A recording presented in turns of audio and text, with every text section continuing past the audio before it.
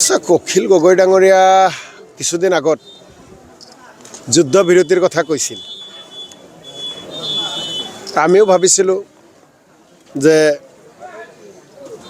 একেলগে কাম কৰাৰ কাৰণে চিন্তা কৰোঁ কংগ্ৰেছ দলে বিজেপি বিৰোধী ধৰ্মনিৰপেক্ষ ৰাজনৈতিক দলসমূহৰ লগত। অখিল গগৈ ডাঙৰীয়াৰ লগত আমি বহুতবাৰ মেল মিটিঙো কৰিছোঁ।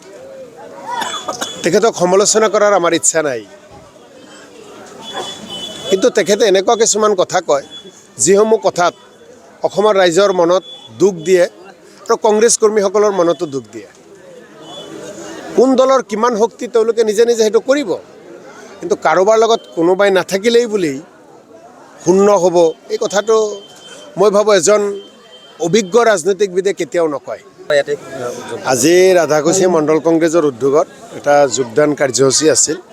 তাতে বিজেপি, এজেপি, ইউডিএফ আৰু তৃণমূল কংগ্ৰেছৰ কেইবা শতাধিক আমাৰ ব্যক্তিয়ে যোগদান কৰিছে।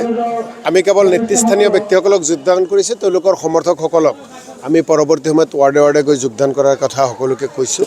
গতিকে আজি এই যোগদান কাৰ্যসূচীৰ জৰিয়তে যিসকল ব্যক্তিয়ে আমাৰ দলত যোগদান কৰিলে আন দলৰ পৰা আহি, এই যোগদানে ৰাধাকুছি মণ্ডল কংগ্ৰেছ কুমটি বা ৰাধাকুছি গাঁও পঞ্চায়তত আমাৰ দলৰ স্থিতি আগৰ পৰাই শক্তিশালী, আজিৰ পৰা আৰু অধিক শক্তিশালী হ'ল। আৰু আমি আশা কৰিছোঁ যে আহি থকা পঞ্চায়ত নিৰ্বাচনত কংগ্ৰেছ দলৰ সমৰ্থিত 10টা ৱাৰ্ড মেম্বাৰ জয়যুক্ত হ'ব আৰু ইয়াৰ কাউন্সিলৰ জয়যুক্ত হ'ব আৰু জিলা পৰিষদৰ প্ৰাৰ্থী এই গাঁও পঞ্চায়তৰ পৰা বিপুল ভোট লাভ কৰিব।